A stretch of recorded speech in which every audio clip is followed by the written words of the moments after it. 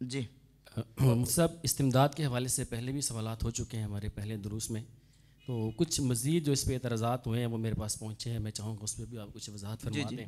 ہاں جی ایک تو یہ کہ استمداد کے حوالے سے ہمارا نظریہ کیا ہے، اس پہ بھی روشنی ڈالیں، فرض ہے، واجب ہے، کیا ہر دعا میں ہی ہمیں وسیلہ ڈالنا لازمی ہے؟ کیا ہم ڈائریکٹ دعا نہیں مانگ سکتے؟ ایک تو اس پہ روشنی ڈالیں۔ نمبر دو، ایک تو وسیلے سے دعا مانگ لی، تین چار اکٹھے ہو جائیں گے تو پھر مشکل ہو جائے گا، اچھا باری باری سے ایک ایک کر لیں۔ پہلا سوال کیا تھا جی؟ نظریہ کیا ہے ہمارا استمداد کے حوالے سے؟ دیکھیں فرض ہے، واجب؟ فرض واجب تو کوئی بھی نہیں کہتا، یعنی اللہ رب العزت کے محبوب بندوں، اولیاء، صالحین اور انبیاء علیہم الصلوات و تسلیمات سے استغاثہ اور استمداد کرنا، اس کو ہم جائز اور مستحب سمجھتے ہیں، فرض اور واجب نہیں سمجھتے۔ ہمارا عقیدہ اور نظریہ یہی ہے اہل سنت و جماعت کا، ہمارے اکابر کا، اسلاف کا، سلف صالحین کا، اور اس پر بیسیوں صحابہ کرام رضی اللہ تعالیٰ عنہ سے لے کر آج تک سلف صالحین کے حوالے پیش کیے جا سکتے ہیں کہ انہوں نے اولیاء، انبیاء، صالحین سے جو استغاثہ یا استعانت کی ہے تو وہ یہی عقیدہ رکھ کر کہ اللہ کے محبوب بندے اللہ رب العزت کی عطا سے، اللہ کی دی طاقت سے جس طرح ہم ظاہر میں ایک دوسرے کی مدد کر سکتے ہیں، تو اللہ کے محبوب بندے باطن میں بھی روحانی طور پر، چاہے وہ زندہ ہوں یا فوت ہو گئے ہوں، فوت ہونے کے بعد بھی اپنی روحانی طاقت سے اپنے یاروں کی، اپنے دوستوں کی مدد کر سکتے ہیں۔ شاید پہلے بھی میں نے اس پہ بات کی تھی کہ سورۃ النمل کی آیت نمبر 40 میں جو حضرت عاصب بن برخیہ کا واقعہ اللہ رب العزت نے قرآن میں بیان کیا، تو اس میں سلیمان علیہ السلام نے عاصب بن برخیہ سے جب یہ کہا کہ، بلکہ سارے اپنے درباریوں سے کہا کہ ملکہ بلقیس کا تخت کون لے کے آئے گا، تو سلیمان علیہ السلام کی بارگاہ میں عاصب بن برخیہ نے یہ کہا انا آتیک بہ قبل ان یرتد الیک طرفک، میں آپ کی بارگاہ میں یہ تخت لے کے آؤں گا آپ کی آنکھ جھپکنے سے پہلے، آنکھ جھپکنے سے۔ اب وہ جو آنکھ جھپکنے سے پہلے تخت لانے کا انہوں نے وعدہ کیا اور وہ لے بھی آئے، سوال یہ پیدا ہوتا ہے کہ یہ انہوں نے اپنی جسمانی طاقت سے وہ لائے ہیں یا روحانی طاقت سے؟ روحانی طاقت سے، کیونکہ بظاہر انسان کی جسمانی طاقت اتنی نہیں ہے نا کہ ایک بندہ ملک شام میں بیٹھا اور شام میں بیٹھا یمن سے ایک آنکھ جھپکنے سے پہلے تخت جو ہے وہ سلیمان علیہ السلام کی بارگاہ میں، دربار میں حاضر کر رہا ہے، جسم کی اتنی طاقت نہیں۔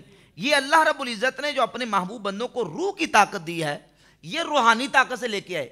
اب وہ جو روحانی طاقت ہے، اللہ کا محبوب بندہ ولی نبی زندہ ہو تب بھی وہ روحانی طاقت اللہ رب العزت کی طرف سے ان کو ہے، اور اگر وہ دنیا سے پردہ کر جائے تو ان کی روح کی طاقت اب بھی موجود ہے، یعنی روح کی طاقت باقی ہے، روح مردہ نہیں ہے۔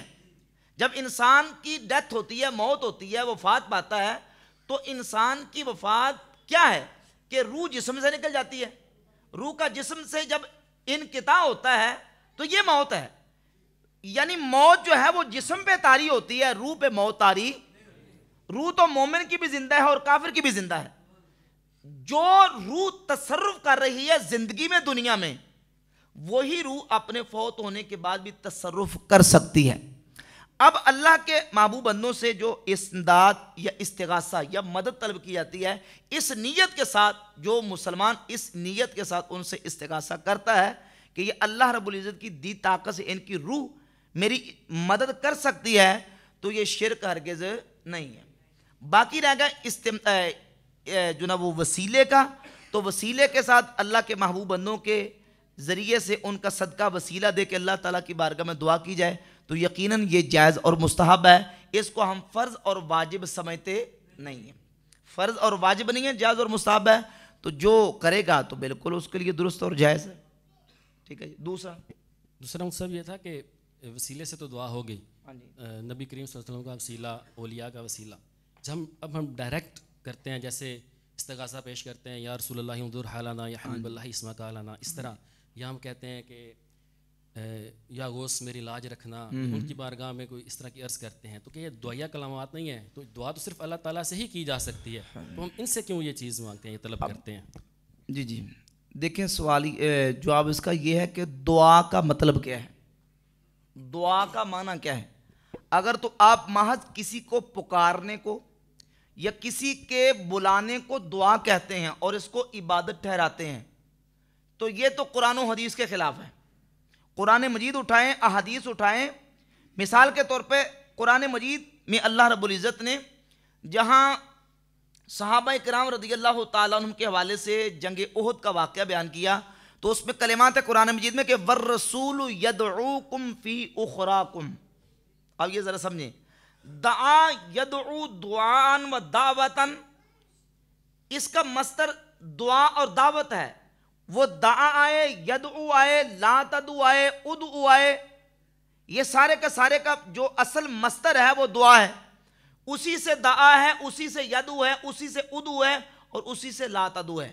والرسول یدعوکم فی اخراکم، اور رسول تمہیں تمہارے دوسرے گروہ میں پکار رہے تھے. رسول تمہیں کیا کر رہے تھے؟ یدعوکم، وہی دعا سے ہے، پکار رہے تھے.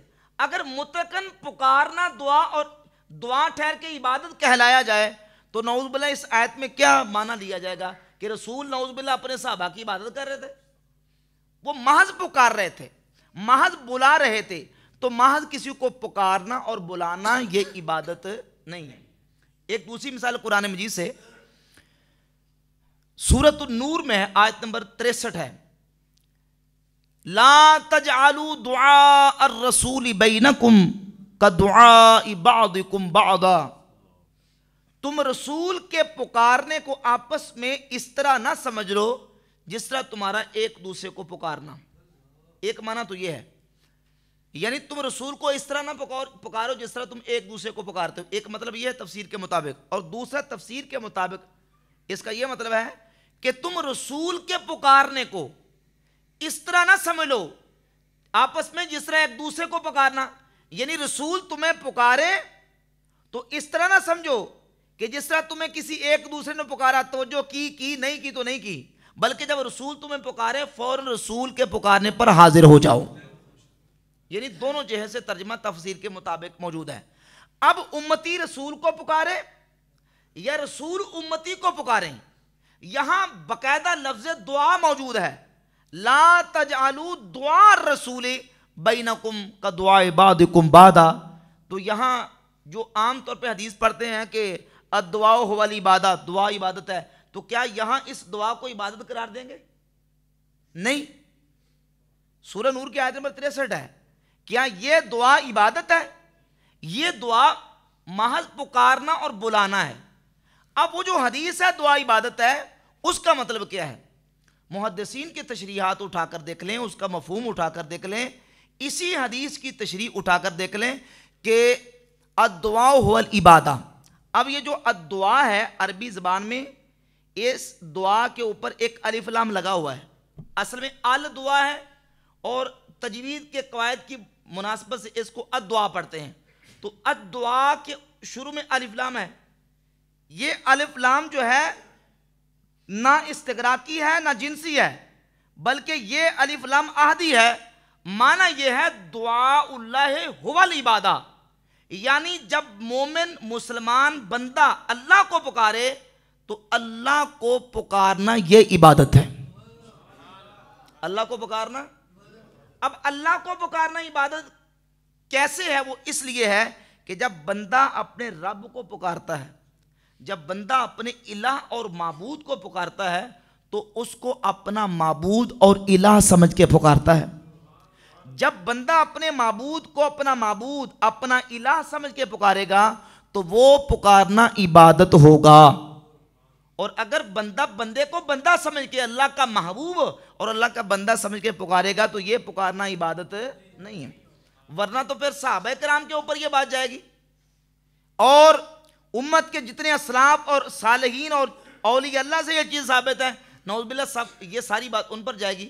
اب قرآن و حدیث کی روشنی میں یہ دیکھ لیں کہ سورۃ البقرہ میں اللہ رب العزت نے جناب ابراہیم علیہ السلام کو جب حکم دیا کہ آپ پرندے لے لیں اور پرندوں کو ذبح کریں اور ان کو پہلے سدائیں ذبح کریں، پھر ان کے ٹکڑے کر کے تو پہاڑوں پہ پھینک دیں، ثم ادعوہن یأتینک سعیا.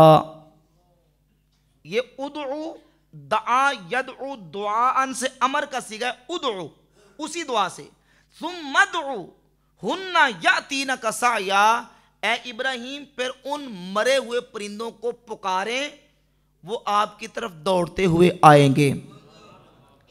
ابراہیم علیہ السلام نے ان مردہ پرندوں کو پکارا، تو کیا یہ پکارنا بھی عبادت ہے؟ رسول اللہ صلی اللہ علیہ وسلم نے اپنے صحابہ کرام کو پکارا، اور قرآن مجید کی سورہ نور کی آیت نمبر 63 کے مطابق صحابہ حضور کو پکارے یا حضور صحابہ کو پکاریں، یہ محض پکارنا اور بلانا ہے، یہ عبادت نہیں۔ پکارنا اور بلانا کون سا عبادت ہے؟ جب بندہ کسی کو اپنا معبود سمجھ کے، اپنا الہ سمجھ کے پکارے گا تو وہ پکارنا عبادت کہلائے گا۔ بات سمجھ آ رہی نا؟ اور حسن درجے کی حدیث ہے، امام بہقی رحمۃ اللہ علیہ دلائل النبوہ میں، اپنی کتاب الاعتقاد میں، امام ابن حجر اسقلانی نے الاصابہ میں، امام حافظ ہبۃ اللہ لالکائی نے اپنی کتاب شرح اصول اعتقاد میں، حافظ ابن کثیر نے اپنی کتاب البدایہ والنہایہ میں، اور امام ابن حجر نے بھی اس کو حسن قرار دیا، اور امام ابن کثیر نے اس کو حسن قرار دیا، غیر مقلدین کے ناصر الدین البانی نے اس کو حسن قرار دیا کہ جس وقت سید فاروق اعظم رضی اللہ عنہ کے دور خلافت میں جو نہروان کے جو علاقہ کی طرف ایک لشکر آپ کا گیا ہوا تھا، نہامد کی طرف لشکر گیا ہوا تھا، تو آپ نے ممبر پہ بیٹھے پکار کے کہا یا ساری الجبل، یا ساری الجبل، غیب میں بھی تھے دور بھی تھے، اور حضرت عمر نے پکارا اے ساریہ پہاڑ کی طرف ہو جاؤ، تو کیا حضرت عمر کا یہ پکارنا عبادت ہے؟ یہ پکارنا شرک ٹھہرے گا؟ ہرگز نہیں۔ امام ابن السنی نے اپنی کتاب عمل الیوم واللیلہ میں ایک روایت نقل کی، امام بخاری نے الادب المفرد میں نقل کی، اور ابن تیمیہ نے الکلم الطیب میں یہ روایت نقل کی، اور امام نووی نے کتاب الاذکار میں اس حدیث کو بیان کیا، اور یہ روایت بھی درجہ حسن کی ہے کہ سیدنا عبداللہ ابن عمر رضی اللہ تعالیٰ کا جس وقت پاؤں سن ہو گیا تو کسی نے آپ کو کہا اذکر احب الناس الیکا، اور بعض روایتوں میں لفظ ہے ادعو احب الناس الیکا، اے عبداللہ بن عمر جو آپ کو سب سے زیادہ پیاری ہستی ہیں ان کو پکاریے، ان کو کیا کریں؟ تو حضرت عبداللہ بن عمر نے پکار کے کہا یا محمدہ صلی اللہ علیہ وآلہ وسلم، تو کیا حضرت عبداللہ بن عمر کا یہ پکارنا دعا ٹھہر کے عبادت ٹھہر کے شرک بنے گا؟ نہیں۔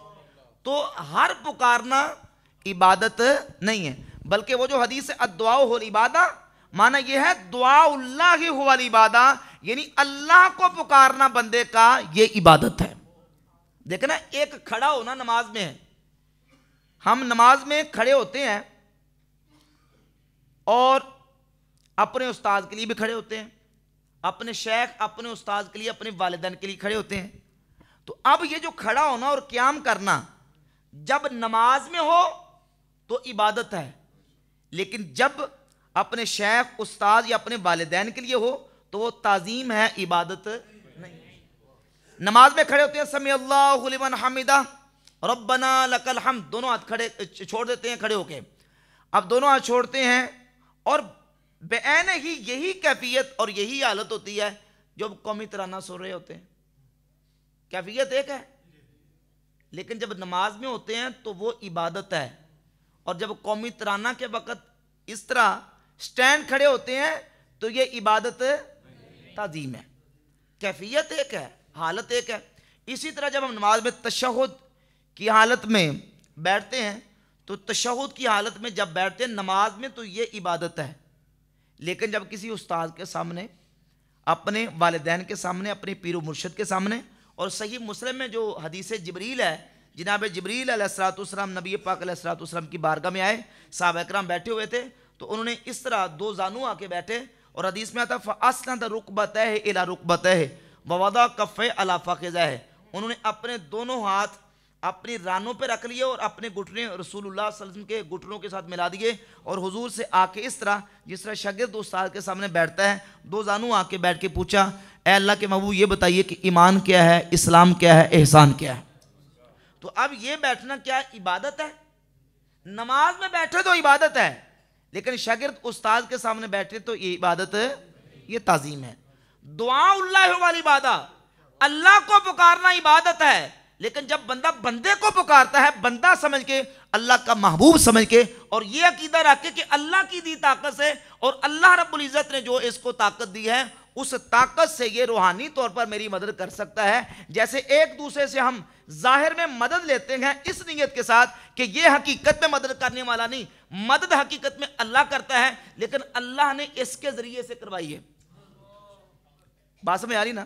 یعنی جو ظاہر سے ہم کسی کی مدد کرتے ہیں تو وہ بھی اگر میں کسی کی ظاہر مدد کرتا ہوں تو کیا میں حقیقتاً کسی کا مددگار ہوں؟ نہیں, حقیقتاً مددگار اللہ ہے, لیکن ظاہر میں اگر میں کسی کو دیتا ہوں تو میں اللہ کی مدد کا ذریعہ ہوں. اللہ کی مدد کا تو ظاہر میں جب بندہ کسی کو دے تب بھی اللہ کی مدد کا ذریعہ ہے. اور اگر روحانی طور پر کوئی کسی کی مدد کرتا ہے یا کسی سے مدد لیتا ہے, استغاثہ کرتا ہے, یہ نیت رکھ کے کہ اللہ کی مدد اس نے کرنی, اللہ کی مدد کا یہ ذریعہ ہے, تو یہ بھی شرک ہرگز نہیں ہے. دکے شاہی سے جس طرح مرضی بناتے رہیں, جس طرح خوارج کی میں نے آپ کے سامنے چند مثالیں پیش کی ہیں کہ انہوں نے شرک کہتے وقت حضرت علی کو مشرک کہہ دیا, صحابہ کو مشرک کہہ دیا, جبکہ یہ شرک نہیں ہے.